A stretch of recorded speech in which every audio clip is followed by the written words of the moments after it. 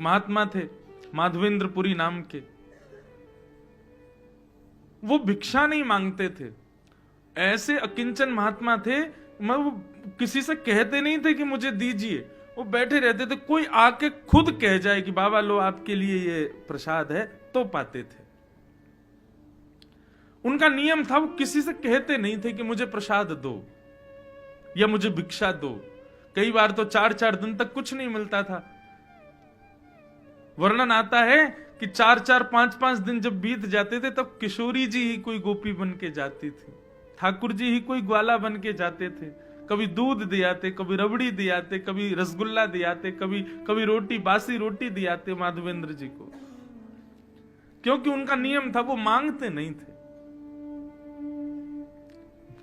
विचार करो, स्वयं श्री जी जाती थी खीर लेकर के, दूध लेकर के, रसगुल्ला लेकर के, और कोई ऐसी दीनहीन सी गोपी बन के जाती है कि बाबा को लगती पता ना कोई ऐसी कोई गोपी होगी ब्रज की, आ गई है दूध लेके, बाबा ले पी लियो, दूध बचाओ घर को, लेकिन होती वो श्री जी थी। एक दिन जगन्नाथपुरी दर्शन का भाव बनाया और गोवर्धन से चलकर के माधवेंद्रपुरी दास जगन्नाथपुरी आ रहे थे।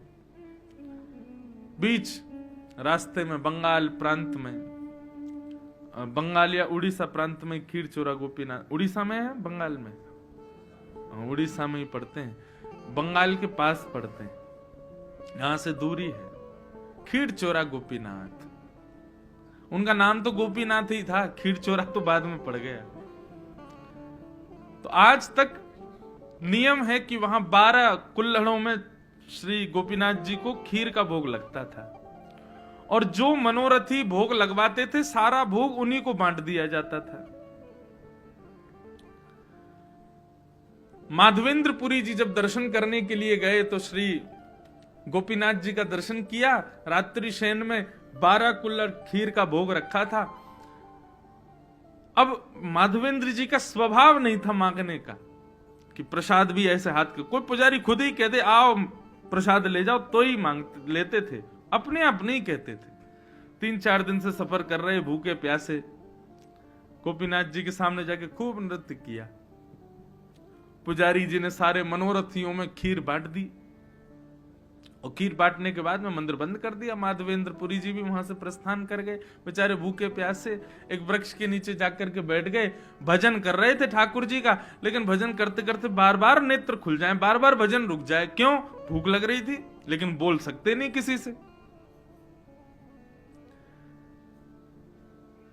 गर्भगृह में बैठे गोपीनाथ जी को चैन नहीं आ रहा है, और गोपीनाथ जी सीधे पुजारी के स्वप्न में पहुंच गए और बोले कि मेरे एक परम भक्त माधवेंद्रपुरी आए हैं, वो बहुत तेज भूख लगी है उनको कुछ पवाओ। पुजारी जी बोले क्या पवाएं इतनी रात्रि का समय? बोले हमारा 12 कुल्हड़ का भोग लगता है खीर का। बोले हाँ, उसमें से एक खीर भोग बचा है, वही दिया। बोले कुछ नहीं बचा, मैंने सब बांट दिया मनोरथियों में। बोले तुमने 11 कुल्हड़ ही बांटे हैं, 12वां कुल्हड़ हमने छुपा लिया था अपनी जेब में।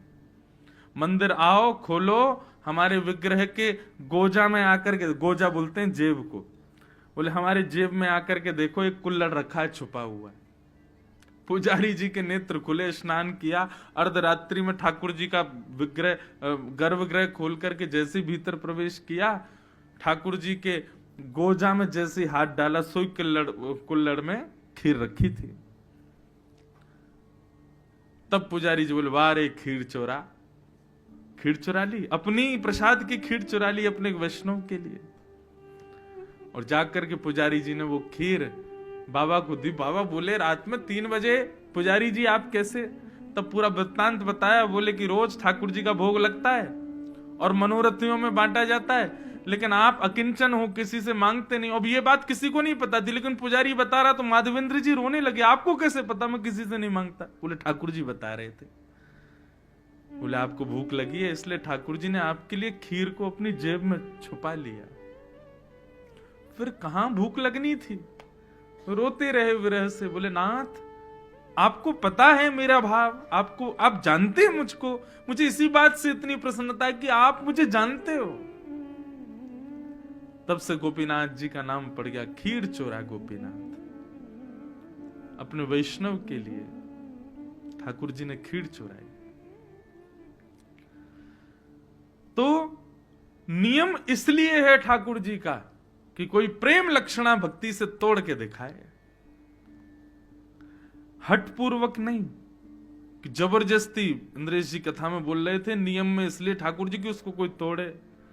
अब गर्भगृह में कोई जाने नहीं दे रहा जगन्नाथ जी के, हम कूद फांद के लड़ाई झगड़ा करके गेर के पुजारियों को घुसेंगे भीतर और सबको दिखाएंगे देखो हमने नियम तोड़ा। ऐसे नहीं।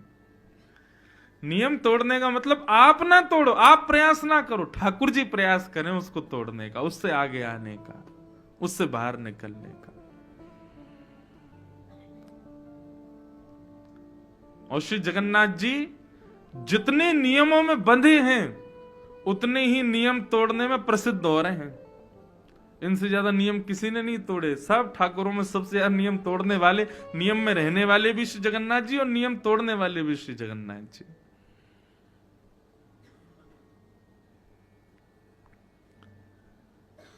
ऐसे प्रेम स्वरूप साक्षात प्रेम के विग्रह श्री जगन्नाथ जी को हम बारंबार प्रणाम करते हैं। और लाल जी हमारे लिए भी कभी कोई नियम तोड़े, अपनी भक्ति को उस स्तर पर ले चले कि कभी हमें भी लगे कि हाँ ठाकुर जी ने कोई नियम तोड़ा। मैं तो बहुत बहुत जगह तोड़वाए मैंने नियम। द्वारिका में श्री द्वारिका, कोई प्रशंसा की बात नहीं, मैं पुनः कह रहा हूं, मैं अपना कोई उदाहरण दूं ना तो उसको केवल आप विश्वास दृढ़ करने के भाव से सुनिएगा, मेरी प्रशंसा के भाव से मत सुनना, नहीं तो सब मेरे जो भाव होते हैं सब टूटने लग जाएंगे, होंगे ही नहीं फिर।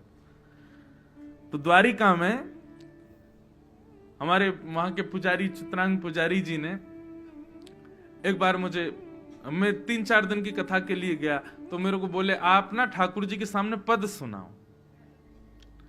तो हम और हमारे कुछ गंधर्वजन हम लोग श्री द्वारिकाधीश के सामने विराज गए। 2-4 माइक लग गए और खूब गाए ठाकुर जी के आगे। तो शयन का समय था द्वारिकाधीश का, और शयन में श्रृंगार बढ़ाया जाता है, मुकुट बढ़ाया जाता है ठाकुर जी की, बिल्कुल हल्के श्रृंगार में फिर ठाकुर जी की शयन आरती होती है। तो हम लोग संध्या आरती के बाद में बैठे पद गाने के लिए, और गाते गाते पुजारी जी भूल गए कि ठाकुर जी का श्रृंगार बढ़ाना है, और ठाकुर जी पूर्ण श्रृंगार में पूरा पदावलियों का श्रवण करते रहे। और तभी किसी बुजुर्ग पुजारी ने आके बताया, बोले ठाकुर जी के शयन का समय हो गया है, शयन आरती होनी है। अब बोले कि अब शयन आरती होनी है, ठाकुर जी तो अभी तक संध्या के श्रृंगार में ही बैठे हैं, तो शयन का श्रृंगार तो अब करेंगे तो 1-1.5 घंटा एक्स्ट्रा लगेगा, 12 बज जाएंगे रात के। तो पुजारी जी मेरे पास आए, आकर के बोले भले पधारे ब्रजवासी, आज सैकड़ों वर्ष बाद द्वारिकाधीश जी की शयन आरती पूर्ण श्रृंगार में ही होगी, क्योंकि आज ठाकुर जी का श्रृंगार बढ़ाया नहीं गया, विलंब हो गया। और कितने वर्षों बाद वो बता रहे थे, कभी कभी कुछ हुआ होगा, कभी कोई तूफान आदि के समय नहीं हो पाते, नियम टूट जाते हैं, लेकिन कितने वर्ष बाद बता रहे थे, बोले आज ठाकुर जी पूर्ण श्रृंगार में शयन करेंगे। क्यों? इस प्रसन्नता में कि कोई ब्रजवासी ने आकर के नियम तोड़वाए। ठाकुर जी का शयन श्रृंगार बढ़ा नहीं है, तो अब श्रृंगार में ही सोएंगे ठाकुर जी। मैंने कहा श्रृंगार में सोएंगे नहीं, श्रृंगार में वृंदावन जाएंगे और कुंज में जाके गोपीन के संग रास विहार करेंगे। यही हमारे श्रृंगार आज बड़ो नहीं है ठाकुर जी को।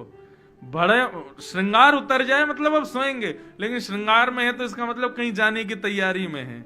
मैंने हमने ऐसे ऐसे पद सुना दिए, अब तो ठाकुर जी यहाँ ना रुकेंगे द्वारिका, अब जल्दी शयन आरती करो, कपाट बंद करो, ठाकुर जी वृंदावन जाएंगे आज, इसीलिए श्रृंगार में है।